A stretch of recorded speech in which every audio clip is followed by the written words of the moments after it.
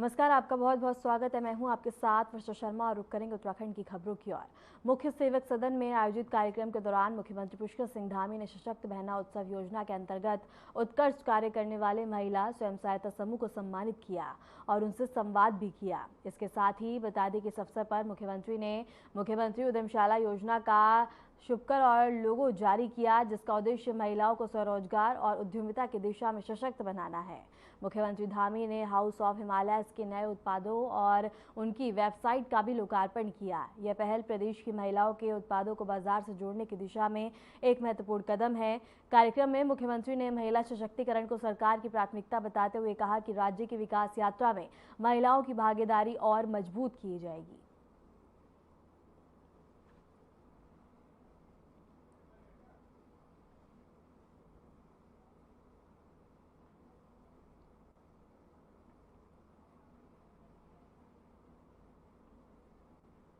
उत्तराखंड से इस वक्त की बड़ी खबर है, जहां 4 जिलों में जिला पंचायत अध्यक्ष निर्विरोध निर्वाचन, बीजेपी प्रत्याशियों को बिना विरोध के मिली जीत। इस वक्त की बड़ी खबर है, जहां उत्तरकाशी, उधम सिंह नगर, चंपावत और पिथौरागढ़ में जीत। 14 अगस्त को बाकी जिलों में होगा मतदान। चुनाव आयोग ने तैयारी पूरी की है। उत्तराखंड में जिला पंचायत अध्यक्ष चुनाव को लेकर बड़ी खबर सामने आई है। राज्य के 4 जिलों उत्तरकाशी, उधम सिंह नगर, चंपावत और पिथौरागढ़ में भाजपा प्रत्याशी निर्विरोध जिला पंचायत अध्यक्ष चुने गए हैं। इन जिलों में किसी अन्य प्रत्याशी ने नामांकन नहीं किया, जिससे बता दें कि निर्विरोध निर्वाचन तय हो गया। भाजपा के लिए बड़ी चुनावी सफलता मानी जा रही है। वहीं प्रदेश के अन्य जिलों में 14 अगस्त को मतदान कराया जाएगा, जहां अध्यक्ष पद के लिए मुकाबला होगा और निर्वाचन आयोग द्वारा सभी तैयारियां पूरी कर ली गई हैं।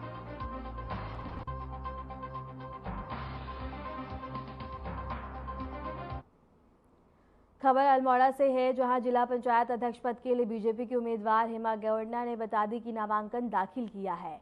इस मौके पर चुनाव प्रभारी एवं कैबिनेट मंत्री रेखा आर्या, केंद्रीय राज्य मंत्री अजय टम्टा, पूर्व विधायक रघुनाथ चौहान समेत कई वरिष्ठ नेता मौजूद रहे। उपाध्यक्ष पद के लिए बीजेपी प्रत्याशी सुरेंद्र सिंह नेगी ने भी अपना नामांकन पत्र प्रस्तुत किया। नामांकन के बाद कैबिनेट मंत्री रेखा आर्या ने पत्रकारों से बातचीत करते हुए दावा किया कि बीजेपी को जिला पंचायत में बहुमत प्राप्त हुआ और पार्टी के दोनों उम्मीदवारों को जीत तय है। शो का नामांकन हो रहा है। निश्चित रूप से ये लोकतंत्र की एक बढ़ते हुए क्रम में एक और एपिसोड होने जा रहा है। निश्चित रूप से इसके बाद से हमारी ग्रामीण अंचलों की या ग्रामीण क्षेत्रों की सरकार बनने जा रही है। आज भारतीय जनता पार्टी की अधिकृत प्रत्याशी हमारे जिला पंचायत अध्यक्ष के लिए प्रत्याशी के रूप में जो हेमा गेड़ा जी हैं, उन्होंने नॉमिनेशन किया है। पूरी भारतीय जनता पार्टी उनके साथ खड़ी है।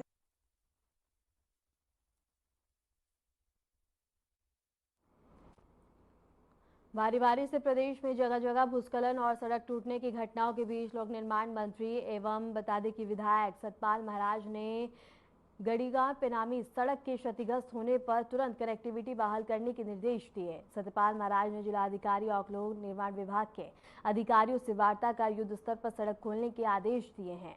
फिलहाल मशीनें मौके पर पहुंच चुकी हैं और मरम्मत कार्य शुरू हो गया है। मंत्री ने जानकारी दी है कि इस वक्त पूरे प्रदेश में 96 मार्ग अवरुद्ध हैं, जिनमें से 2 राष्ट्रीय मार्ग, 20 राज्य मार्ग, 9 मुख्य जिला मार्ग, 6 अन्य जिला मार्ग और 58 ग्रामीण सड़कें शामिल हैं।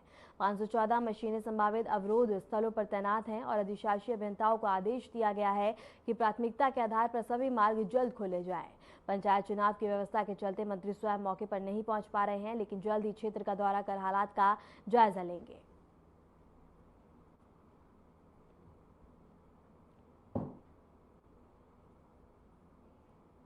हरिद्वार से बड़ी खबर है, जहां फाउंड्री गेट स्थित उत्तराखंड पावर कॉर्पोरेशन कार्यालय के बाहर किसानों ने सोमवार को जोरदार प्रदर्शन किया।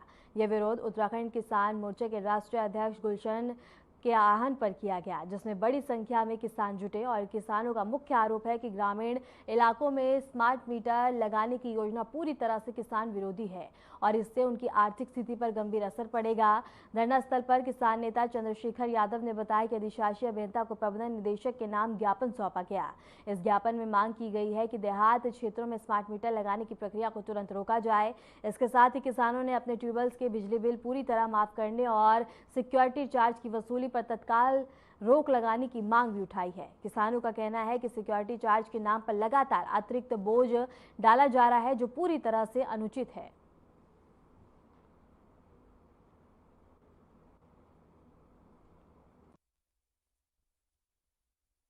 समस्याएं हैं, जैसे जो स्मार्ट मीटर है उसको तत्काल प्रभाव से लगाना बंद किया जाए, और जो गन्ने का किसानों का बकाया है, जब तक वो ड्यू है किसानों के ऊपर, और जो हमारे धान की फसल है उसका मूल्य सुनिश्चित नहीं होता, तब तक जो जबरन वसूली है, जो छापेमारी की कार्रवाई है किसानों के ऊपर, वो बंद हो। और जिस प्रकार उत्तर प्रदेश में हमारे किसानों के ट्यूबवेल के जो सिंचाई मुफ्त है, उसी प्रकार बिजली के सरचार्ज और बिजली यहाँ पर ट्यूबवेलों की किसानों के लिए मुफ्त हो। प्रशासनिक अधिकारियों से कोई बातचीत हुई है? हाँ, प्रशासनिक अभी एक्शन साहब आए थे हमारे धरने पर किसानों के बीच में। उन्होंने आश्वासन दिया कि वो अपने उच्चाधिकारियों से बात करके तमाम इन जो हमारी 5 सूत्रीय मांगे थी उन पर अपने अधिकारियों से बात करके किसानों की, जो हमारे राष्ट्रीय अध्यक्ष हैं गुलशन रोड जी और हमारे तमाम जिले के जो पदाधिकारी हैं, उनका अवगत कराने का काम करेंगे और किसानों की जो समस्या है उनका निस्तारण करने का काम करेंगे। आने वाले समय में इसकी कार्रवाई नहीं हाँ, होगी तो अगर हमने उन्हें अवगत कराया कि यदि हमारी समस्याओं का समाधान नहीं होता है तो उत्तराखंड किसान मोर्चा एकजुट होकर पूरे प्रदेश के अंदर आंदोलन चलाएगा और अनिश्चितकालीन यहाँ पर धरने का काम करेगा और इनके कार्यालयों पर ताले जड़ने का काम करेगा। देखिए जी, आज हमने अपना यहाँ धरना प्रदर्शन करा है एक, और हमारे राष्ट्रीय अध्यक्ष आदरणीय गुलशन रोड जी के नेतृत्व में हमने अपना धरना प्रदर्शन किया है। हमने एक्शन महोदय को एक अवगत कराया है कि आप अगर किसानों का शोषण करेंगे तो उत्तराखंड किसान मोर्चा उसे हरगिज बर्दाश्त नहीं करेगा। कोई ज्ञापन? हमने यहाँ ज्ञापन दिया है कि हम हरगिज स्मार्ट मीटर को बर्दाश्त नहीं करेंगे, किसान अपने गांव में इसे बिल्कुल नहीं लगने देगा। और हमारी एक मांग इससे बिजली विभाग से ये भी है कि सबसे पहले तो आप जो है आपकी अगर सैलरी रोक दी जाए तो आप अपना एकदम अपनी आवाज़ अपनी उठाने का काम करते हैं, तो हम विभाग से ये कहना चाहते हैं कि आप कम से कम किसान की और मजदूर की भी आवाज़ बने। अब हमारा 18-19 का बकाया भुगतान इकबालपुर मिल पे फैक्ट्री पे गन्ने का पैसा पड़ा हुआ है। अब बताओ 4-5-6 साल पहले नहीं, हमारा जो ये धरना प्रदर्शन है, हमने आज जो अपना धरना प्रदर्शन किया है, जैसे Bhagwanpur action office, Laksar action office और ये पौंडीगेट एक्शन ऑफिस, हम यहाँ पहुँचे हैं। अगर हमें जगर जुटा में पहुँचे, अगर हमें ज़रूरत पड़ी तो हम इसे दिल्ली तक के अपनी आवाज़ को पहुँचाएंगे और मुख्यमंत्री घिराव का भी हम काम करेंगे। कुछ स्मार्ट मीटर को लेके किसान भाइयों को स्मार्ट मीटर को लेके कुछ उनके बिलों पे एएसडी लगाने के लिए और यूपी की तरफ पे बिजली माफ़ करने के लिए उनकी कुछ डिमांड थी, जिसलिए उनके लिए उन्होंने अपना प्रतिवेदन दिया। और मैं कोशिश करता हूँ, हमारी कोशिश रहेगी कि बिजली विभाग की तरफ से किसान भाइयों को पूरा सहयोग मिले। ठीक है। कुछ शिकायतों का हाँ, कुछ शिकायतें दूसरी थी कि सप्लाई पोजीशन को लेके और कई बार बिलों में की दिक्कत थी, तो वो कोशिश की है कि आज ही उनको जो है निस्तारण कर दिया जाएगा। यहाँ पे ना कर दिया है, कुछ बिलों का निस्तारण कर दिया गया है। उत्तराखंड में अगले 24 घंटे के लिए रेड अलर्ट जारी किया गया है। प्रशासन ने सतर्क रहने की अपील की है। 8 जिलों में भारी बारिश की संभावना जताई गई है। बिजली गिरने और तेज बारिश का खतरा भी है। प्रशासन ने सतर्क रहने की सलाह दी है। इस वक्त की बड़ी खबर है, उत्तराखंड से मौसम का बड़ा अपडेट सामने आया है, जहां अगले 24 घंटों के लिए राज्य के 8 जिलों में रेड अलर्ट जारी किया गया है। बागेश्वर, चंपावत, देहरादून, हरिद्वार, नैनीताल, पौड़ी, टिहरी और उधम सिंह नगर में कई जगह भारी बारिश की संभावना जताई गई है। ऋषिकेश, मसूरी, कोटद्वार, काशीपुर और खटीमा जैसे इलाकों में बिजली गिरने और गरज चमक के साथ तेज बारिश का खतरा है। प्रशासन ने लोगों से सतर्क और आवश्यक रूप से बाहर न निकलने की अपील की है।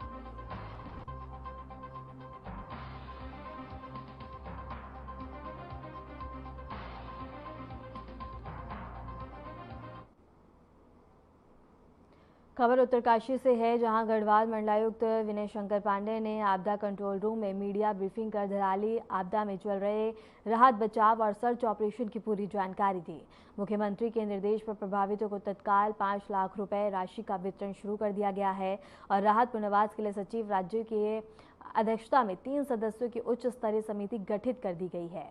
समिति आज उत्तरकाशी पहुंचकर नुकसान का आकलन और बता दें कि वार्ता की और मंडलायुक्त ने बताया कि युद्ध स्तर पर चलाए जा रहे रेस्क्यू अभियान में अब तक बता दें 1,02,00 लोग सुरक्षित निकाले जा चुके हैं। सर्च ऑपरेशन में एनडीआरएफ की टीम, एक विशेष अधिकारी, एसडीआरएफ के आईजी मौके पर कैंप कर रहे हैं और इसके साथ ही देहरादून से 10 विशेषज्ञ भी भेजे गए हैं। मलबे में दबे लोगों की तलाश बता दें कि शासन की सर्वोच्च प्राथमिकता है और जिलाधिकारी लगातार प्रभावित क्षेत्र में ही कैंप कर राहत कार्य की निगरानी कर रहे हैं।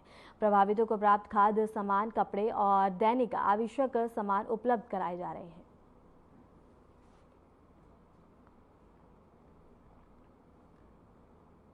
जनपद उत्तरकाशी का एक दूरस्थ गांव है।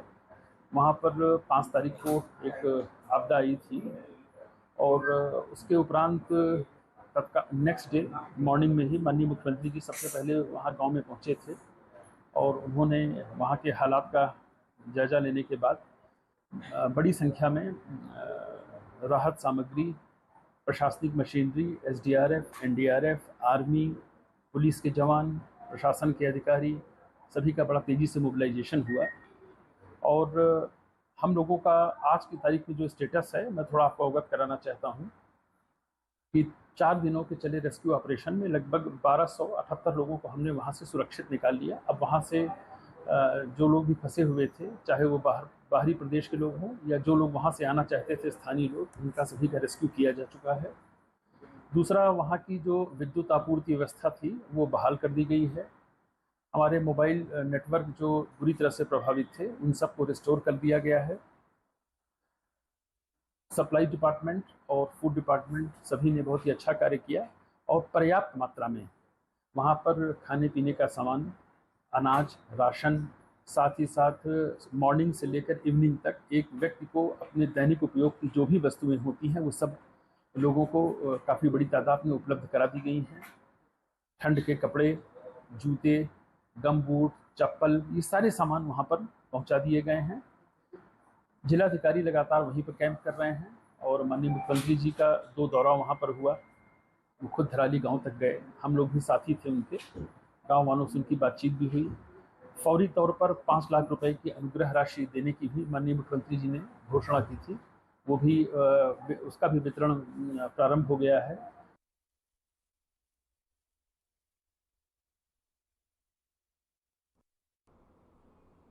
फिलहाल रुकते हैं एक छोटे से ब्रेक के लिए, बने रहे हमारे साथ।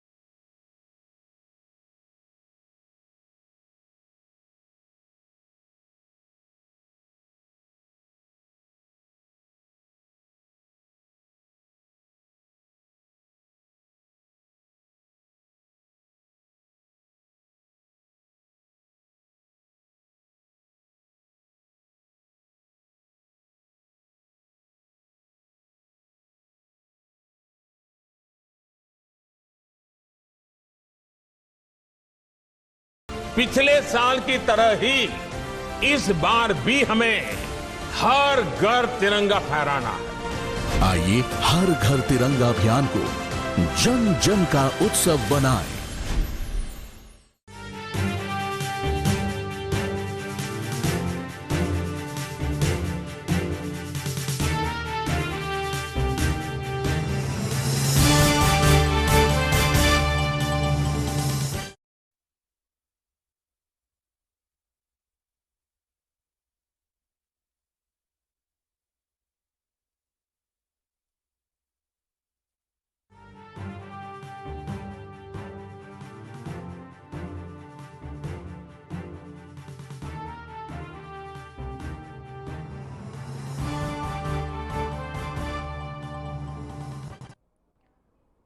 ब्रेक के बाद स्वागत है। खबरों में आगे बढ़ते हैं। खबर पौड़ी से है, जहां मौसम विभाग की चेतावनी और भारी बारिश की आशंका को देखते हुए जिला प्रशासन ने बड़ा फैसला लिया है।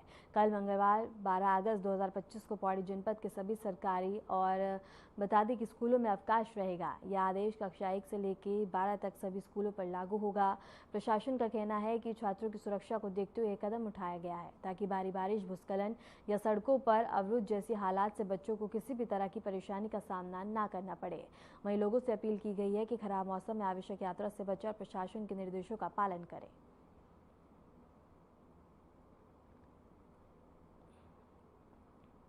उत्तराखंड में लगातार हो रही मौसम बारिश के बाद बता दें कि देहरादून क्षेत्र की तमसा नदी उफान पर आ गई है। नदी का जलस्तर तेजी से बढ़ने से निचले इलाकों में जलभराव की खबरें आ रही हैं और कुछ स्थानों पर मवेशी भी तेज बहाव में बहने की वीडियो सामने आ रही हैं। प्रशासन ने नदी किनारे रहने वाले लोगों से सतर्क रहने और सुरक्षित स्थानों पर शिफ्ट होने की आग्रह किया है। मौसम विभाग ने कई जिलों के लिए भारी तेज बारिश की चेतावनी जारी किया और स्थानीय प्रशासन ने संभावित जोखिम वाले इलाकों में निगरानी तेज कर दी है। नागरिकों से अपील की गई है कि आवश्यक रूप से नदी या नाले के पास ना जाएं और सुरक्षित स्थानों की जानकारी रखें।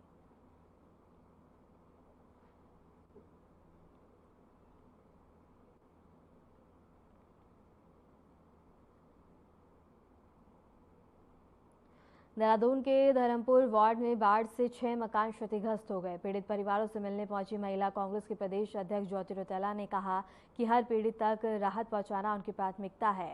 रौतेला ने स्थानीय प्रशासन से भी मदद की मांग की है और इसके साथ ही बता दें कि उन्होंने लोगों से और स्थानीय प्रशासन से भी मदद की मांग की है।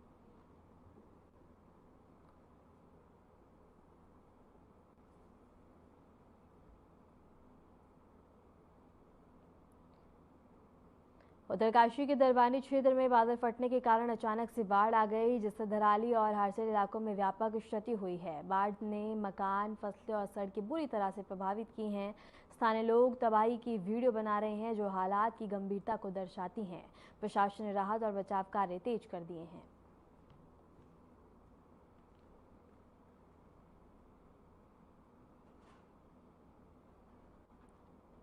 हरिद्वार के नील पर्वत पर लगातार बारिश के चलते चंडी देवी मंदिर के पैदल मार्ग को जिला प्रशासन ने सुरक्षा कारणों से बंद कर दिया है। फिसलन और भूस्खलन के खतरे को देखते हुए ये फैसला लिया गया। लगातार हो रही भारी बारिश से मिट्टी और पत्थर गिरने की आशंका बढ़ गई है, जिसे देखते हुए श्रद्धालुओं की सुरक्षा के लिए पैदल मार्ग पूरी तरह से आवाजाही रोक दी गई है। वहीं बता दें कि रोपवे सेवा फिलहाल चालू है ताकि श्रद्धालु मंदिर तक पहुंच सके।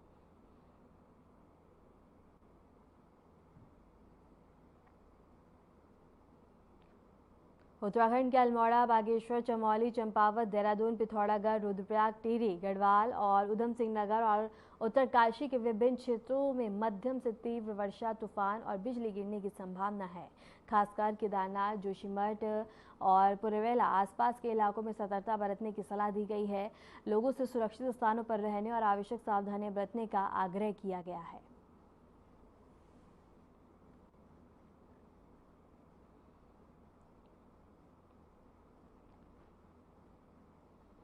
खबर देहरादून से है, जहां नगर निगम के वार्ड नंबर 62 में भारी बारिश के चलते नदी का पानी दीवार तोड़कर एक घर में घुस गया।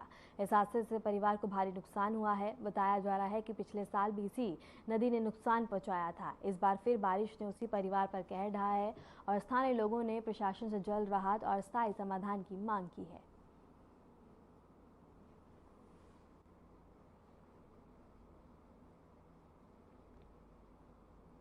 खबर देहरादून से है, जहां जनपद के कालाना क्षेत्र में बीते दिन हुई भारी बारिश ने एक बार फिर आफत ला दी है। बता दें कि गांव स्थित राजकीय उच्च माध्यमिक विद्यालय की दीवारें भारी बारिश के चलते ढह गई हैं, जिससे स्कूल भवन की सुरक्षा पर सवाल खड़े हो गए हैं। स्थानीय ग्रामीणों और विद्यालय प्रशासन की ओर से बताया गया है कि स्कूल की अन्य दीवारों में भी गहरी दरारें आ चुकी हैं, जिससे किसी बड़े हादसे की आशंका बनी हुई है। स्थिति की गंभीरता को देखते हुए आपदा प्रबंधन विभाग को तत्काल सूचना दी गई है। फिलहाल रुकते हैं एक छोटे से ब्रेक के लिए, बने रहे हमारे साथ।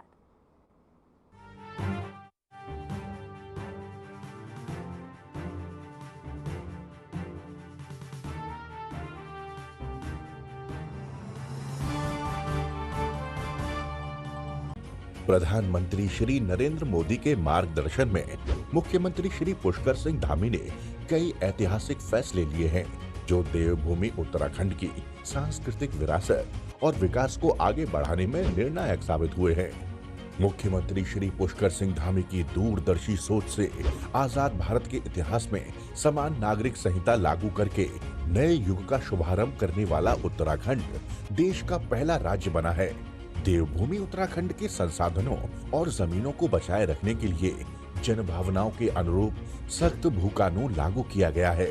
प्रदेश में पहली बार जबरन धर्मांतरण को संज्ञेय अपराध माना गया है और दोष सिद्ध होने पर 10 साल की गैर जमानती सजा का प्रावधान किया गया है। उत्तराखंड में देश का सबसे सख्त नकल विरोधी कानून लागू किया गया है। प्रदेश में पहली बार सरकारी नौकरियों में महिलाओं को 30% क्षैतिज आरक्षण प्रदान किया जा रहा है। राज्य में 23,000 से अधिक सरकारी नौकरियों में युवाओं को पारदर्शी प्रक्रिया से नियुक्ति दी गई है। डबल इंजन सरकार के कुशल नेतृत्व में G20 बैठकों से उत्तराखंड को ग्लोबल पहचान मिली है। इन्वेस्टर्स समिट से प्रदेश में निवेश के नए द्वार खुले हैं। राष्ट्रीय खेलों का भव्य और सफल आयोजन हुआ है और देश भर में खेल भूमि के तौर पर आधुनिक उत्तराखंड की पहचान बनी है। उत्तराखंड के पर्यटन को नए आयाम देने के लिए प्रदेश में पहली बार शीतकालीन यात्रा की ऐतिहासिक पहल की गई है। डबल इंजन सरकार के कुशल प्रबंधन से ही सिलक्यारा टनल से 41 श्रमिकों का सफल रेस्क्यू किया गया। नीति आयोग की SDG इंडेक्स में उत्तराखंड को देश में पहला स्थान मिला है। मजबूत संकल्प और कुशल नेतृत्व से बड़ा है देवभूमि का मार्ग, बनी है समृद्ध, सशक्त और आत्मनिर्भर उत्तराखंड की पहचान।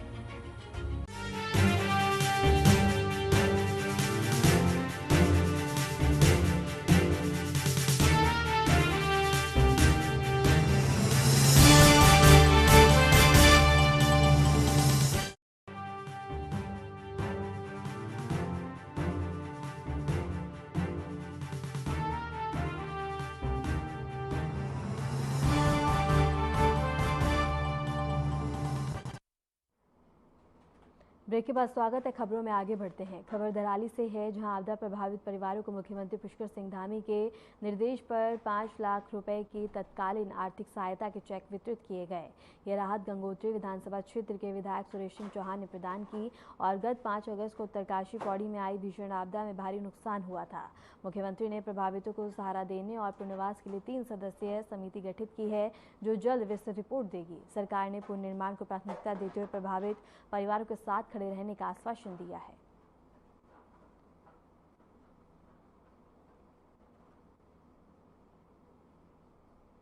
खबर देहरादून से है, जहां लगातार हो रही भारी बारिश के कारण नदी नाले उफान पर हैं, जिससे कई इलाके जोखिम में आए हैं। राजीव नगर स्थित नदी के किनारे रहने वाले परिवारों की सुरक्षा को ध्यान में रखते हुए जिला प्रशासन ने स्थानीय गेट हाउस के 15 कमरे अधिकृत किए हैं। प्रशासन ने इन परिवारों के लिए भोजन की व्यवस्था की है। साथ ही मवेशियों के लिए पास ही एक खाली मैदान अधिकृत किया गया। यदि स्थिति बिगड़ती है तो नदी किनारे बसे लोगों को सुरक्षित स्थान पर शिफ्ट किया जाएगा और प्रशासन सतर्कता और बचाव कार्य में पूरी तत्परता दिखा रहा है।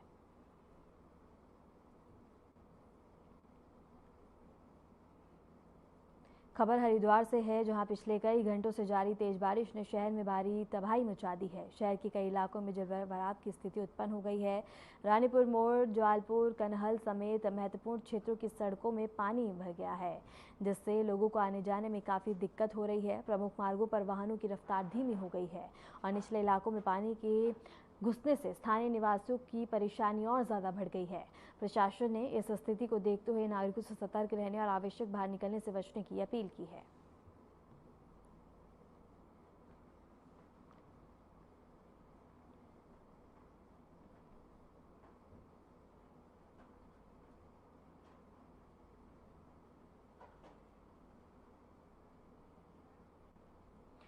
फिलहाल के लिए उत्तराखंड की खबरों में इतना ही। नमस्कार।